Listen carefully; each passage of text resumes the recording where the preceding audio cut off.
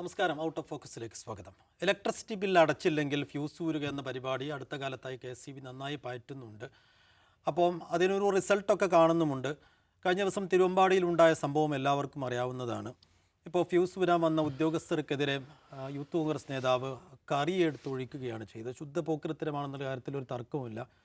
പക്ഷേ പിന്നീട് ഈ ഓഫീസ് KSEB ഓഫീസ് ആക്രമിച്ചെന്ന പരാതിക്ക് പിന്നാലെ ഈ ഇദ്ദേഹത്തിൻ്റെ ഈ അജ്മലിൻ്റെ പിതാവിൻ്റെ പേരിലുള്ള KSEB ലൈൻ കണക്ഷൻ കട്ട് ചെയ്യുകയും വലിയ പ്രതിഷേധം ഉണ്ടാവുകയും അദ്ദേഹം പരാതി നൽകുകയും ഒക്കെ ചെയ്തതിന് പിന്നാലെ കണക്ഷൻ വീണ്ടും സെറ്റ് ചെയ്ത് കൊടുക്കുകയൊക്കെ ചെയ്യുന്നുണ്ട്. പക്ഷേ വലിയ വിമർശനങ്ങൾക്ക് വിഷയമിടയാക്കിയിട്ടുണ്ട് KSEBയുടെ ഈ നടപടിക്കെതിരെയൊക്കെ. അപ്പോൾ ഈ പ്രശ്നത്തെ എങ്ങനെ കാണേണ്ടത് എന്നുള്ളത് നമ്മൾ ആദ്യമായി സംസാരിക്കുന്നത്. സാഹിബ്, ഇതിൽ ഇപ്പോൾ യൂത്ത് കോൺഗ്രസ് നേതാവ് ചെയ്തത് ശുദ്ധ തോന്നിവാസമാണെന്നുള്ള കാര്യത്തിൽ തർക്കവുമില്ല.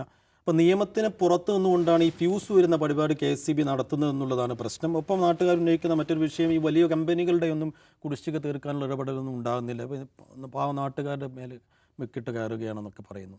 എങ്ങനെയാണ് അതിലൊരു ലൈൻ കാണേണ്ടത്? സൈഫ്, ഇതിൽ ഒരു പല ഘടകങ്ങളുള്ളൊരു വിഷയമാണിത്. ഇപ്പോൾ ഫ്യൂസ് ഊരിയതിന് ശേഷം ഫ്യൂസ് ഊരിയപ്പോഴല്ല കറി വയ്ക്കുന്നത്. ഇവർ ഫ്യൂസ് ഊരി പോകുന്നു. അതിനുശേഷം പിന്നെ ഈ പറയുന്ന എന്താ അജ്മലോ, ഈ അജ്മൽ എന്ന് പറയുന്ന ഈ കക്ഷി KSEBയുടെ ഓഫീസ് ഇവരുടെ വീടിനടുത്ത് തന്നെയാണ്. അവിടെ പോയിട്ടാണ് ഈ കറി ഒഴിച്ചത് എന്നാണ് പറയുന്നത്. കറിയാണ് ഒഴിച്ചതെന്ന് പറയുന്നു, അതല്ല വേസ്റ്റ് വാട്ടറാണ് ഒഴിച്ചതെന്നും അതിൽ രണ്ട് വാദമുണ്ട്. അപ്പോൾ ആ സമയത്ത് പിന്നെ ഇവൻ KSEB ഓഫീസ് ആക്രമിച്ചു, അവിടെയുള്ള ഫേണിച്ചറൊക്കെ തകർത്തു എന്നാണ് പറയുന്നത്. അതിനെക്കുറിച്ച് ഇവരുടെ വാദം എന്ന് വെച്ചിട്ടുണ്ടെങ്കിൽ അത് അവർ തന്നെ ചെയ്തതാണ്. ഞാൻ കറി ഒഴിക്കുക മാത്രമാണ് ചെയ്തതെന്നാണ് അജ്മൽ പറയുന്നത്. അപ്പോൾ പിന്നെ എന്തിനാണ് പിന്നെ ഫ്യൂസ് ഊരിയപ്പോൾ അവിടെ ഓഫീസിൽ പോയി ഈ പണി ചെയ്തതെന്നതിന് അവർ പറയുന്ന ന്യായം, ഫ്യൂസ് ഊരിയത് കാരണം ഒരുപാട് നഷ്ടമുണ്ടായി, പിന്നെ ആ സമയത്ത് വളരെ മോശമായി പെരുമാറിയെന്നൊക്കെ പറയുന്നുണ്ട്. അപ്പോൾ മോശമായി പെരുമാറിയെന്ന് പറഞ്ഞിട്ട് ഈ അജ്മലിൻ്റെ ഉമ്മ കൊടുത്ത പരാതിയിൽ പോലീസ് കേസെടുക്കുകയും ചെയ്തിട്ടുണ്ട്. അപ്പോൾ അതിനുശേഷമാണ് KSEB ചെയർമാൻ തന്നെ നേരിട്ട് അനുമതി കൊടുത്തിട്ട് പിന്നെ ഈ വീട്ടിലേക്കുള്ള വൈദ്യുതി കണക്ഷൻ കട്ട് ചെയ്യുകയാണ് ചെയ്യുന്നത്. അപ്പോൾ അവിടെ നിന്നാണ് ഈ വിവാദങ്ങൾ തുടരുന്നത്. അപ്പോൾ അതെങ്ങനെയാണ് സാധിക്കുക? ഒന്നാമത് ഫീസ് അടച്ചിട്ടില്ല, ബില്ല് അടച്ചിട്ടില്ല. ഇത് ഈ ഫ്യൂസ് ഊരിയതിന് ശേഷം ഇവർ രണ്ടാമത് പോയി ബില്ല് അടക്കുന്നുണ്ട് കേട്ടോ. ബില്ല് അടച്ചില്ലെങ്കിൽ അതിന് നിയമപരമായിട്ട് എടുക്കാവുന്ന നടപടികളുണ്ട്. ആ നടപടികൾ KSEBക്ക് എടുക്കാവുന്നതാണ്. പക്ഷേ ഇവിടെ എന്താ സംഭവിക്കുന്നത്? വൃദ്ധരായ മാതാപിതാക്കളുള്ള വീട്ടിലേക്കുള്ള കണക്ഷൻ ഇവർ കട്ട് ചെയ്യുകയാണ്. അപ്പോൾ അത് തന്നെ ഇവൻ ചെയ്ത അജ്മൽ എന്ന് പറയുന്ന ആൾ ചെയ്ത ഒരു കുറ്റത്തിൻ്റെ പേരിൽ KSEB ഓഫീസ് ആക്രമിച്ചു തകർത്തു എന്ന് തന്നെ വെക്കുക. KSEB അവകാശപ്പെടുന്നത് പോലെ ആക്രമിച്ച് തകർത്തിട്ടുണ്ടെങ്കിൽ ആ കുറ്റകൃത്യത്തിൽ പങ്കാളിയല്ലാത്ത മറ്റൊരാളുടെ പേരിലുള്ള വൈദ്യുതി കണക്ഷൻ കട്ട് ചെയ്യുന്നതിൻ്റെ ന്യായം എന്താണ്? ഇനി ഇങ്ങനെ വൈദ്യുതി കണക്ഷൻ കട്ട് ചെയ്യാൻ അങ്ങനെ എന്തെങ്കിലും പ്രൊവിഷൻ നമ്മുടെ നിയമത്തിലുണ്ടോ എന്നൊരു ചോദ്യമുണ്ട്. അപ്പോൾ അതാണ് ഈ വിവാദങ്ങൾ കത്തിപ്പടരാൻ കാരണം. അപ്പോൾ ആ നടപടിയെ മന്ത്രി തന്നെ അനുകൂലിച്ച് രംഗത്ത് വരുന്നു. ഇടതുപക്ഷ സർക്കാരിലെ മന്ത്രി എന്ന് പറയുമ്പോൾ അതിൽ വേറൊരു തമാശയുണ്ട്. കേരളത്തിൽ ഇടതുപക്ഷ സർക്കാരിൻ്റെ ഭാഗമായിട്ടിരിക്കുന്ന JDSൻ്റെ മന്ത്രിയാണ്, കേന്ദ്രത്തിൽ BJP സർക്കാരിൻ്റെ ഭാഗമായിരിക്കുന്ന ഒരു പാർട്ടിയാണ്. അതിൽ വേറൊരു രാഷ്ട്രീയ തമാശയാണ്. അപ്പോൾ ഇടതുപക്ഷ സർക്കാരിൻ്റെ ഭാഗമായിട്ടുള്ളൊരു മന്ത്രി ഈ ഒരു കളക്റ്റീവ് പണിഷ്മെൻറ്റ് എന്ന് പറയാവുന്ന ഒരു സംഗതിയെ പരസ്യമായിട്ട് ന്യായീകരിക്കുന്നു. അപ്പം ഇന്ത്യയിലിപ്പോൾ നമ്മൾ കാണുന്ന വളരെ പ്രധാനപ്പെട്ട ഒരു പ്രവണത, പ്രത്യേകിച്ച് ഉത്തരേന്ത്യയിൽ BJP ഗവൺമെൻറ്റുകൾ നടത്തിക്കൊണ്ടിരിക്കുന്ന അവരുടെ പ്രധാനപ്പെട്ട നടപടിക്രമമാണ് ഈ കളക്റ്റീവ് പണിഷ്മെൻ്റ് എന്ന് പറയുന്നത്.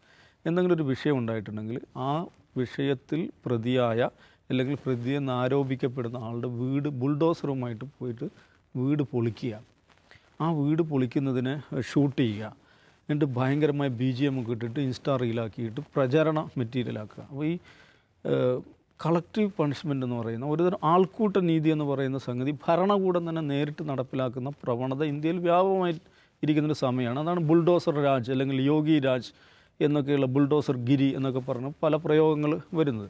അപ്പോൾ അതിനെതിരെ ആ നടപടിക്കെതിരെ അത്തരം സമീപനത്തിനെതിരെ ശക്തമായ നിലപാട് സ്വീകരിക്കുന്നവരാണ് പൊതുവെ ഇടതുപക്ഷം, പുരോഗമനവാദികളും ജനാധിപത്യവാദികളുമായിട്ടുള്ള എല്ലാ മനുഷ്യരും അങ്ങനെ തന്നെയാണ്.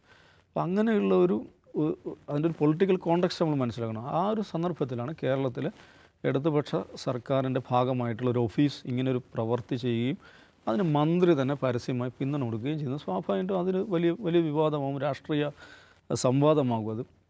അപ്പോൾ അത് ഓൺലൈനിലാണ് ആ വിവാദം ഏറ്റവും കൂടുതൽ കത്തിപ്പടർന്നത്. അപ്പോൾ ആ സമയത്ത് ഇടതുപക്ഷത്തിന് വേണ്ടി നിലകൊള്ളുന്ന പല ഹാൻഡിലുകളും വളരെ പ്രസിദ്ധരായിട്ടുള്ള ഹാൻഡിലുകൾ വരെ അതിനെ ന്യായീകരിച്ചുകൊണ്ട് അതിന് ടിപ്പണി പണിതുകൊണ്ട് രംഗത്ത് വന്ന അങ്ങേയറ്റം വഷളായ കാഴ്ചയും നമ്മൾ കാണുകയുണ്ടായി.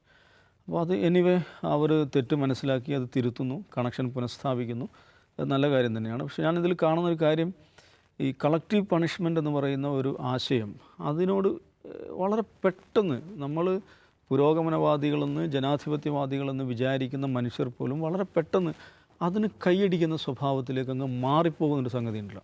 ആക്ച്വലി റൈറ്റ് വിങ് പോപ്പുലിസം വിജയിക്കുന്ന ഒരു പോയിൻ്റ് അവിടെയാണ്. പോപ്പുലിസത്തിൻ്റെ അടിസ്ഥാനം എന്താണ്? പോപ്പുലിസം എന്നത് പോപ്പുലിസ്റ്റ് ആണ് എന്നുള്ളതാണ്. വളരെ പെട്ടെന്ന് കൊള്ളാം, അടിപൊളി, പൊളിക്കടാത്, ഇടിക്കടാത്, അവൻ്റെ വീട് പൊളിക്കട എന്നൊക്കെയുള്ളത് പോപ്പുലിസ്റ്റ് ഐഡിയയാണ്. ആ പോപ്പുലിസ്റ്റ് ഐഡിയക്ക് ഭരണകൂട സ്വഭാവം കൈവന്നതാണ് ഇന്ത്യ നമ്മൾ കാണുന്നത്. ഇന്ത്യയുടെ ദുരന്തം എന്ന് പറയുന്നതാണ്. പ്രത്യേകിച്ച് ഈ പറയുന്ന BJP ഭരിക്കുന്ന സംസ്ഥാനങ്ങളിലെല്ലാം ഭരണകൂടങ്ങൾ ഈ പോപ്പുലിസ്റ്റ് വികാരങ്ങളെ മുതലെടുത്തുകൊണ്ടാണ് പ്രവർത്തിച്ചുകൊണ്ടിരിക്കുന്നത്. അപ്പോൾ അതിനെ പിന്തുണക്കാൻ ഇടതുപക്ഷത്തു നിന്നും ഇടതുപക്ഷത്തെ സാംസ്കാരിക പ്രവർത്തകരായിട്ടുള്ള ആളുകൾ പോലും കുറച്ച് നേരത്തേക്കാണെങ്കിലും രംഗത്ത് വന്നു എന്നുള്ളത് വളരെ സങ്കടകരമായിട്ടുള്ള കാര്യമാണ്. പക്ഷേ ഈ വിവാദം മൊത്തത്തിൽ ഈ പറയുന്ന കളക്റ്റീവ് പണിഷ്മെൻ്റ് എന്ന് പറയുന്ന അതിലെ പ്രാകൃതത്വം, അതിലെ ജനാധിപത്യ വിരുദ്ധത, നിയമവിരുദ്ധത എന്താണ് എന്നതിനെക്കുറിച്ചിട്ടുള്ള ഒരു ചർച്ചയ്ക്ക് വഴിയൊരുക്കുമെങ്കിൽ വളരെ പ്രധാനപ്പെട്ട ഒരു കാര്യമാണ്. നമ്മൾ ആരും ശ്രദ്ധിക്കാതെ പോകുന്നൊരു കളക്റ്റീവ് പണിഷ്മെൻ്റ് കാര്യം ഞാൻ പറയാം. നമ്മുടെ നാട്ടിൽ ആയിരക്കണക്കിന് മനുഷ്യർ ജയിലിൽ കഴിയുന്നുണ്ട്, 10,000-കണക്കിന് മനുഷ്യർ ജയിലിൽ കഴിയുന്നുണ്ട്. അതിൽ ആയിരക്കണക്കിന് ആളുകൾ വിചാരണ തടവുകാരായിട്ട് കഴിയുന്നുണ്ട്. അപ്പോൾ ഒരാൾ, ഒരു വിവാഹിതനായിട്ടുള്ളൊരു ചെറുപ്പക്കാരൻ, അദ്ദേഹം വിചാരണ തടവുകാരനായിട്ട് ജയിലിൽ കഴിയാമെന്ന് വിചാരിക്കുക. വിചാരണ തടവുകാരൻ ആയിട്ട് ദീർഘകാലം കഴിയേണ്ടി വരിക എന്നുള്ള തന്നെ തികഞ്ഞ മനുഷ്യാവകാശ ലംഘനമാണ്. പെട്ടെന്ന് വിചാരണ പൂർത്തിയാക്കി ഒന്നുകിൽ അയാളുടെ ശിക്ഷ വിധിക്കുക, അല്ലാതെ അയാളെ പുറത്ത് വിടുക എന്നാണ് വേണ്ടത്.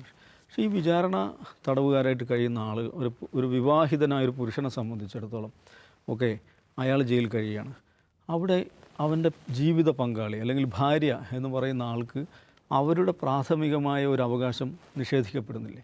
കൺജുഗൽ റൈറ്റ്സ് എന്ന് പറയുന്ന ലൈംഗികതയ്ക്ക് വേണ്ടിയുള്ള ഫ്രീഡം ടു ഹാവ് സെക്സ് എന്ന് പറയുന്നൊരു അവകാശം അത് നിഷേധിക്കപ്പെടുന്നുണ്ടല്ലോ. അതേക്കുറിച്ച് നമ്മുടെ നാട്ടിലൊരു ചർച്ച നടക്കുന്നില്ലല്ലോ. അപ്പോൾ നിങ്ങൾ ശിക്ഷിക്കുന്നത് ആരെയാണ്? ശിക്ഷിക്കുന്നത് ഒരാളെ ശിക്ഷിക്കുമ്പോൾ ആ കൃത്യത്തിൽ ഒരു നിലക്കും പങ്കാളിത്തമില്ലാത്ത അയാളുടെ ജീവിത പങ്കാളി ശിക്ഷിക്കപ്പെടുന്നുണ്ട്.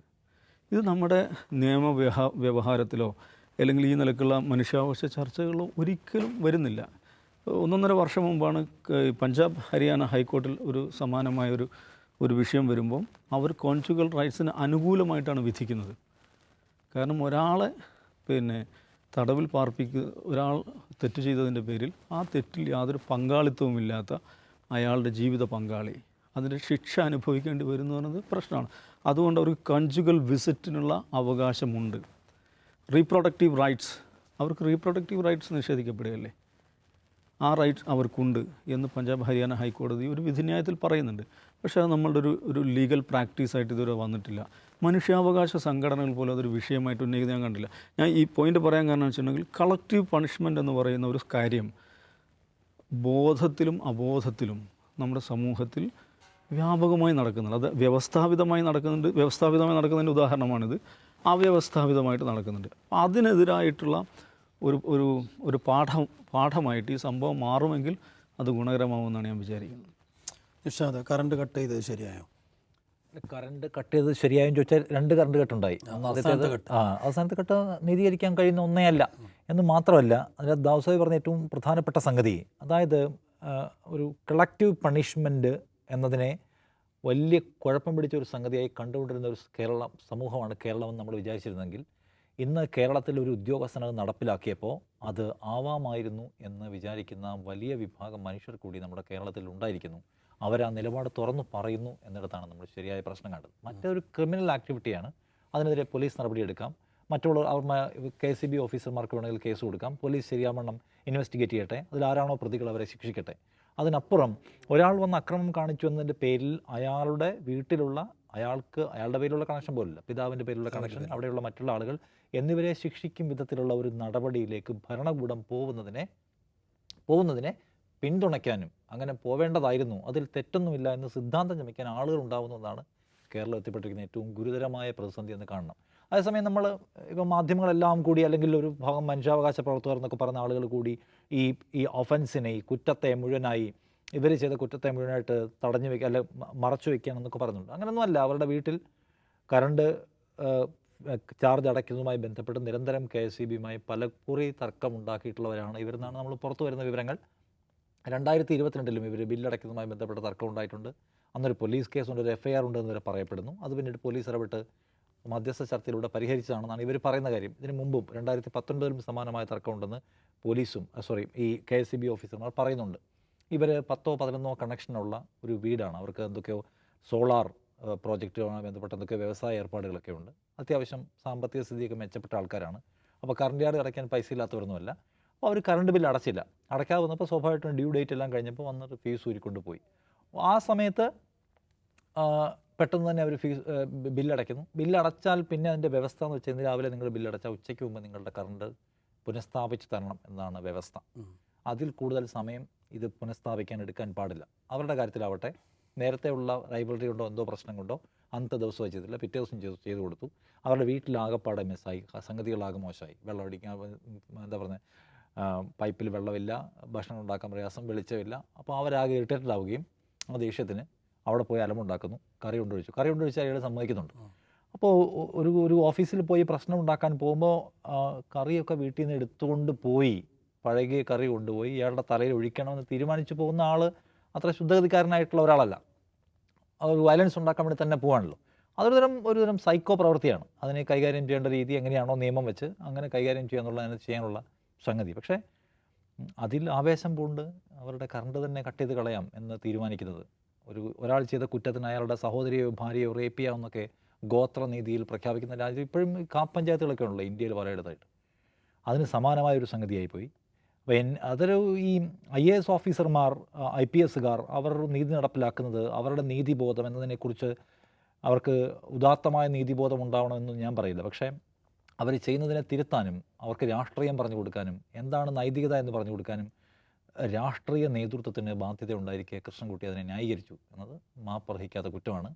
എന്ന് മാത്രമല്ല, ഞങ്ങളുടെ സർക്കാർ അത് ചെയ്തു എന്നതുകൊണ്ട് ഞങ്ങളതിനെ ന്യായീകരിക്കും, അതിൽ തെറ്റൊന്നുമില്ല, അത് നടപ്പാക്കേണ്ടതായിരുന്നു എന്ന് പറയാൻ കുറേ ഇടതുപക്ഷക്കാരെന്ന് പറയുന്ന ആളുകൾ തന്നെ വരുന്നു എന്നിടത്ത് ഭയങ്കരമായ അലാമിംഗ് ആയിട്ടുള്ള സിറ്റുവേഷനുണ്ട്.